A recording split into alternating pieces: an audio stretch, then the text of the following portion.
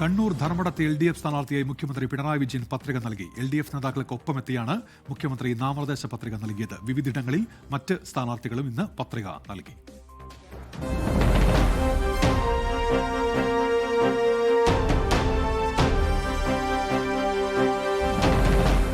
Speaker N Shamseer, CPIM കേന്ദ്ര committee അംഗം EP Jayarajan തുടങ്ങിയവർക്കൊപ്പമാണ് മുഖ്യമന്ത്രി നാമനിർദ്ദേശ പത്രിക സമർപ്പിക്കാൻ എത്തിയത്.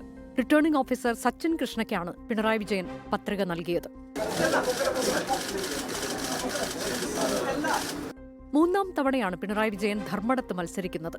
നടപടിക്രമങ്ങൾ പൂർത്തിയാക്കി മടങ്ങിയ മുഖ്യമന്ത്രിയോട് വിവിധ വിഷയങ്ങളിൽ മറുപടി തേടി പറയാനുണ്ട്, പിന്നെ പറയാം എന്നായിരുന്നു പ്രതികരണം.